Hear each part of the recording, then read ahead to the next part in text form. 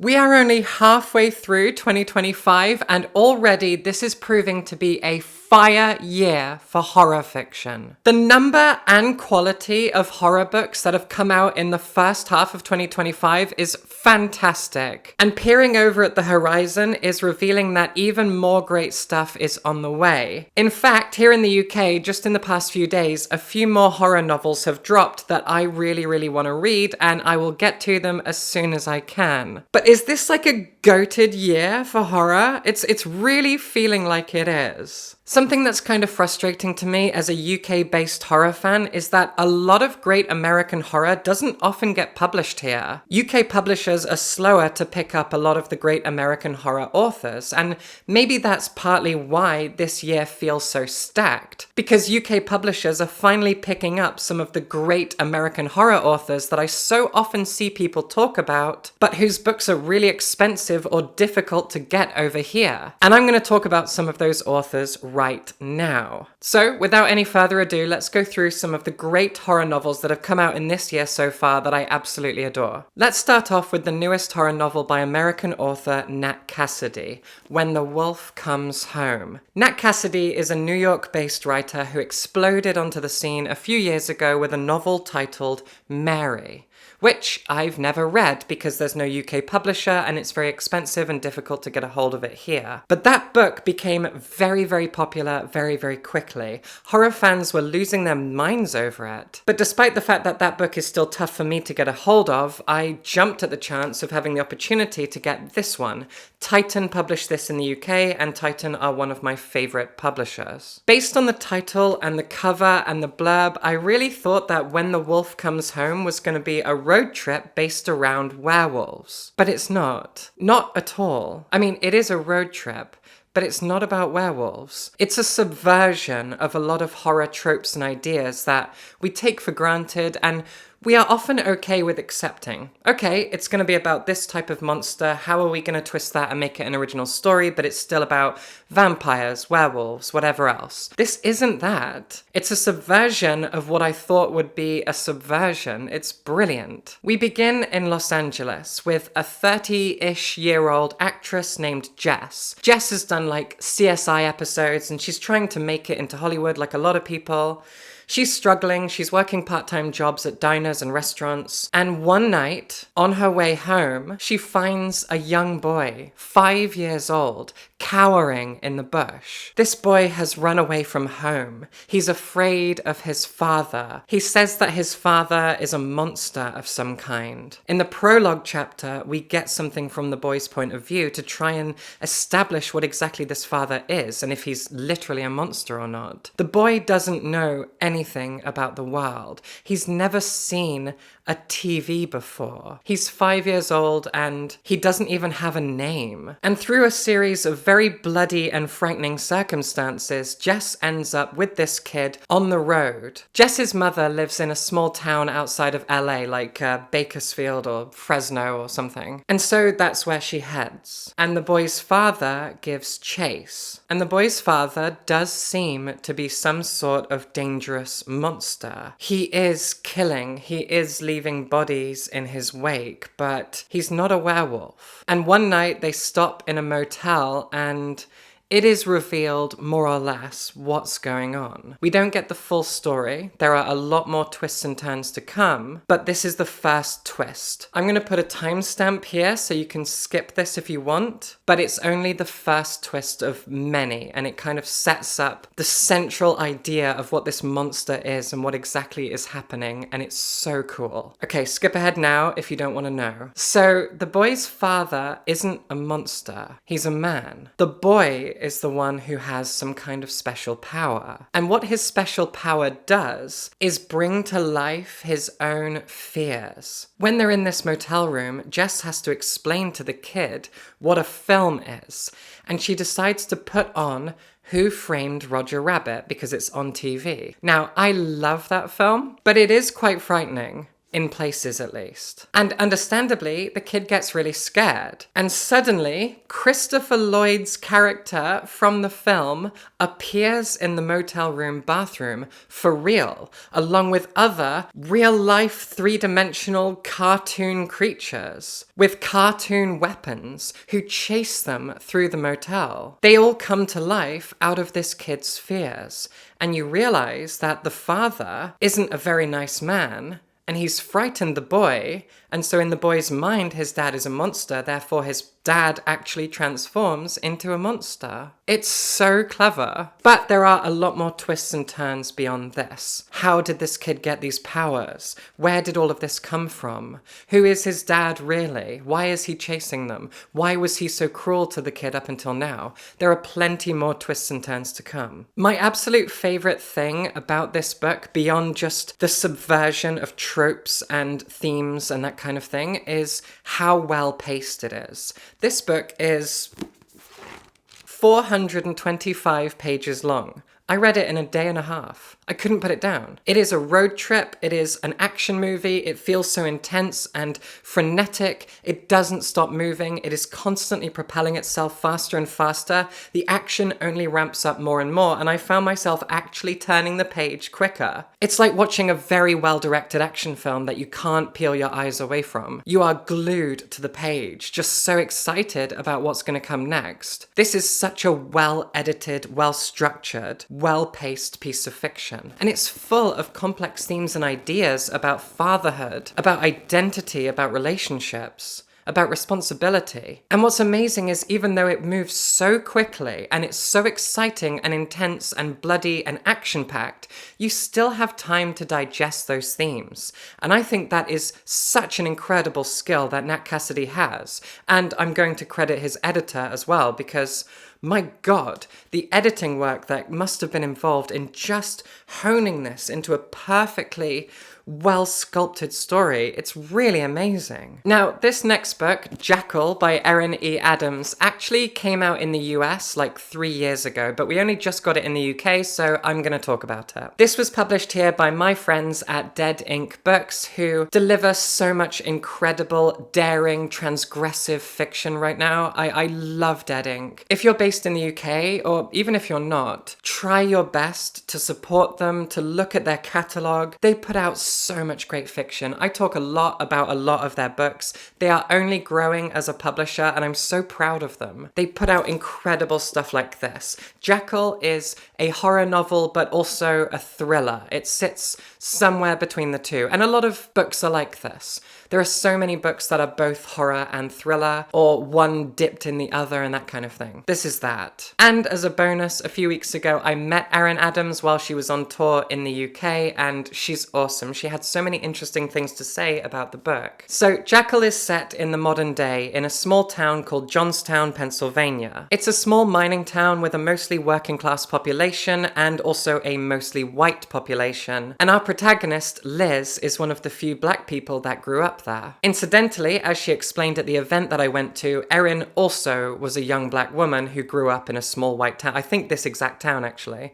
A small majority white town in Pennsylvania. And so she's very much drawing on her own experiences as a young black woman being raised in a small majority white area. And for that reason, the claustrophobia, the thriller dynamics, the small town vibes, the paranoia that comes around race dynamics, it does feel like a Jordan Peele movie. It has so many of the approaches to race that Jordan Peele takes in especially his first two films. If you enjoy Get Out and Us, you're going to enjoy this book. Now, Jackal has a pretty simple setup, and its themes are fairly on the nose, but I think that's to its credit. Putting these themes out and focusing on them and shouting and screaming, it makes the book feel radical and loud and important and in your face. And sometimes, as someone who loves punk and metal music, I really appreciate that. Not everything has to be subtle. And when something isn't subtle, it doesn't mean it actually loses anything. I know writers who use subtext and they're all cowards. So Liz is in her 30s and she left Johnstown a few years ago. She's been living in New York, but she's come back for a wedding. It's in the middle of summer, and at the wedding, the bride's daughter goes missing. The wedding takes place at the very edge of the woods, and the girl goes missing in the woods. And as it turns out, she is one of many young black girls to go missing in those woods over the past few decades. Almost every summer, a young black girl is taken, disappears off into the woods, and sometimes her body is found with her heart removed. This has been happening for decades, and every single time it happens, the white authorities and legal bodies declare it an accident, an animal attack, something careless. There is never a perpetrator, there is never a manhunt, there is never any reason to suspect foul play. These girls are ignored. No justice ever befalls anyone. But Liz won't take that lying down. She is going to find this girl before anything bad happens to her. She's going to investigate the town, find out what's going on, find out who the perpetrator is, find out what these secrets of this town are. It starts to feel a little bit like Hot Fuzz. There is some conspiracy here, surely. And again, there are lots of twists and turns. But I will say, this is a horror thriller that gets you to ask constantly, is this supernatural or not? Can this be explained, or is there something stranger and more unknowable going on? And the answer to that is more interesting than I would have expected. The ending, without giving anything away at all, I promise, the ending is kind of divided in half. And when you look at the one half, it's a pretty interesting reveal. When you look at the other half, it was something that I personally saw a mile off. There are two aspects to the ending. One, very, very obvious to the point that I kind of rolled my eyes at the fact that Liz didn't figure it out, especially when it's in the first person.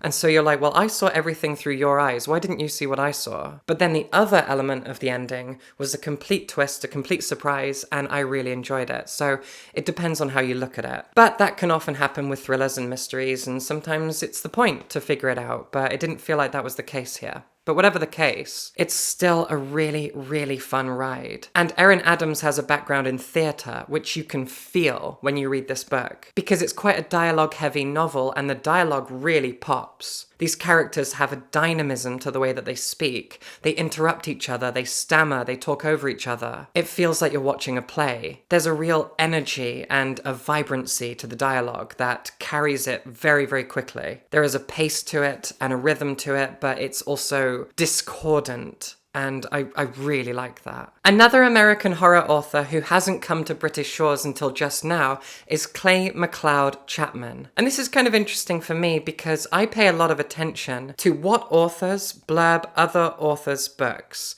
If I pick up a book and I see a quote from another author, I often want to know if I recognize that author, either because I've read them personally, so I know I can trust them, because I like their writing, so I'm going to like this writing, because they like this writing, you get how it works, or just because they've become so recognizable at blurbing books that I like.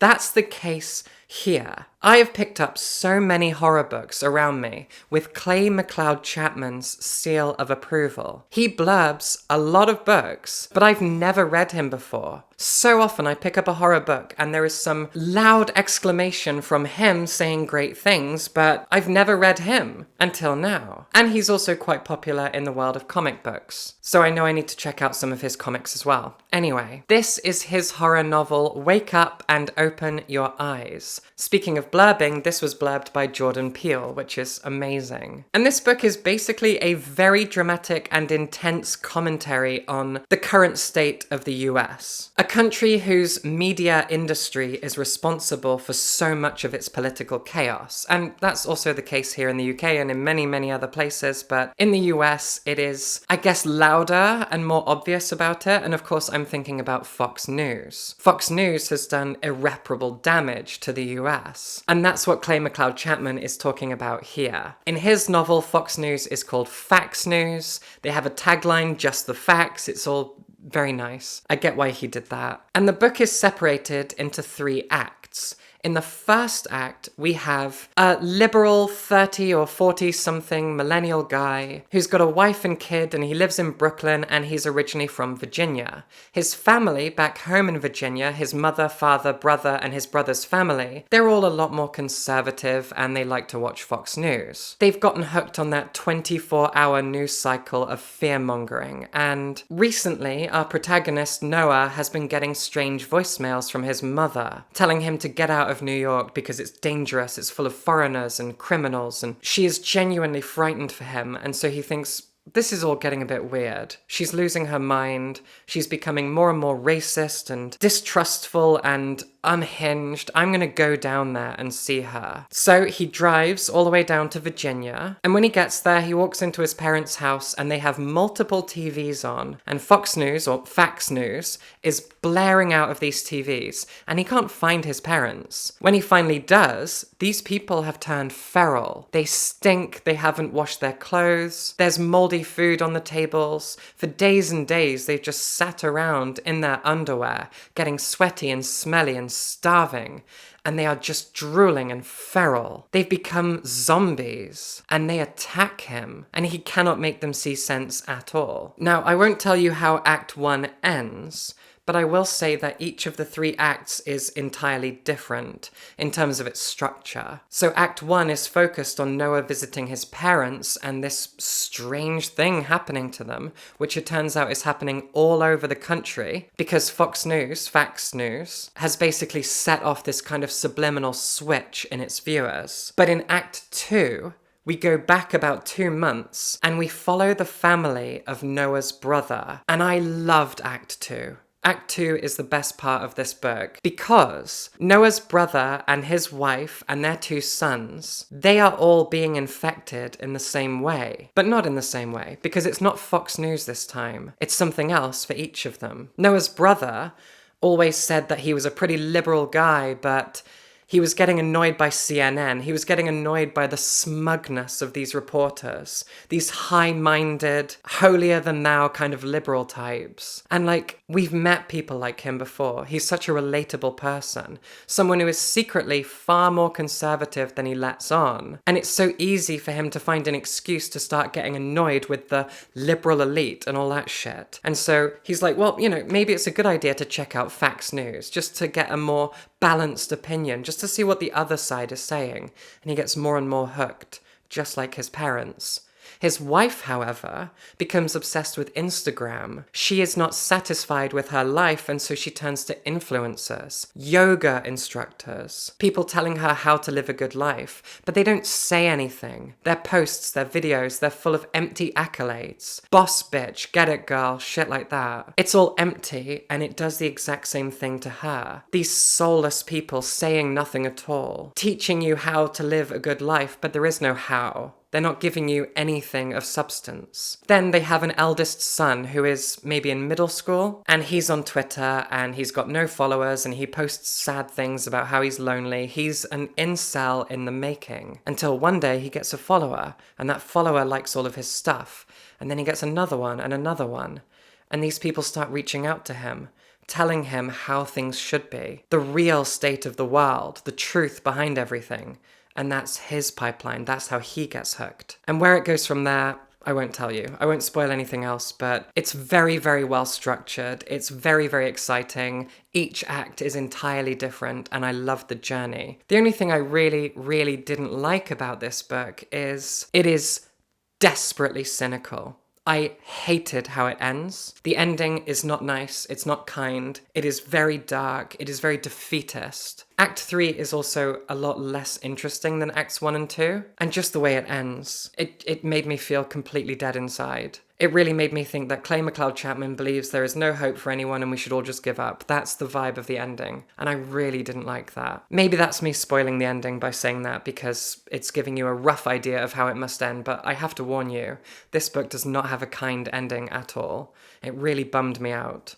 But for its ideas, for its concept, and for the way that it's structured and well written, I am giving it a pass and saying that it's a good book because it is a very effective work of horror that should have just had a different ending, in my opinion. And the last book that I'm going to talk about in any kind of detail is All the Hearts You Eat by Hailey Piper. Hailey Piper is another prolific American horror writer who hasn't seen that much publication in the UK. The only other book of hers I'd read up until now was Queen of Teeth, which is a very twisted novella that had a profound effect on me and actually inspired one of the stories in my short story collection. I loved Queen of Teeth. It really bummed me out, but sometimes that's okay. Horror can do that a lot of the time. Queen of Teeth is gnarly, it is gross, and, well, I found it very, very inspiring. But recently, Titan published this in the UK, All the Hearts You Eat. Now, Hailey Piper is a trans woman whose horror is always, as far as I understand, inspired by the trans experience in one way or another, as is my fiction, as is the fiction of every trans horror author that I've ever read. And there are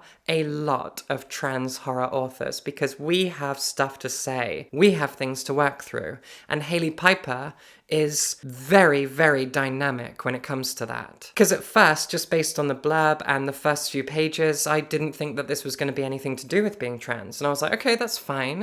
It doesn't have to be. She doesn't owe that to anyone, but it is. All the Hearts You Eat follows Ivory, a trans woman in her late 20s living in a very coastal town, a quiet little seaside town in Massachusetts. And in the first chapter, much like in the first episode of Twin Peaks, she finds a body washed up on the beach. This person has only just died, and she was also trans. But she's about a decade younger than Ivory, and Ivory finds on her body a poem that is also kind of a suicide note. This young woman who died was called Cabrina, and soon enough we start getting things from Cabrina's friends' perspectives. We find out that Cabrina was trans in a very, very upsetting moment early in the book, where Ivory goes to her grave, and Cabrina's mother is there at the grave, very upset, weeping, vulnerable, but she keeps dead-naming Cabrina,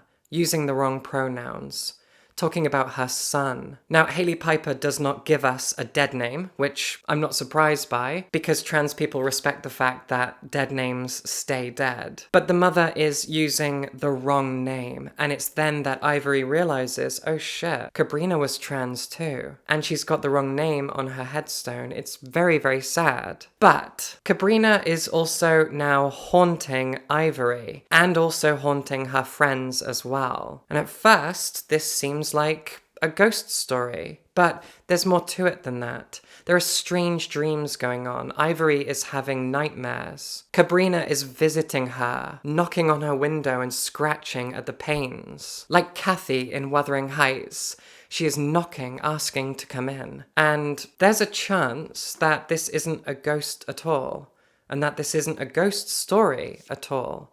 But to say much more would be to spoil it. This is the kind of thing that's very easy to spoil. In fact, the truth of what this is, rather than a ghost but something else, it's been revealed in marketing and in a lot of reviews and Goodreads comments, that kind of thing, but just in case, I'm not going to touch it because as things started to get revealed, I got really excited and intrigued, and I don't want to spoil that for you. But this is a very, very unique book. It feels like a lot of things. Other authors have compared it to It by Stephen King, and I totally get that vibe. Like I said, it also opens like Twin Peaks, and it's also just as much a mystery story as it is a horror story. And apart from the fact that the characters are very wooden and really lack much character motivation, this is a solid and moving book. Now, this video is already running pretty long because I've had a lot to say about each of these books. However, there have been other horror novels that have come out this year. I have loved every single one of these books, and I would spend the rest of this video talking about them as well. However, first, I have talked about all of these books in their own dedicated videos or as part of other list videos that I've done in the last few months. And two, did I say one? Did I actually say one?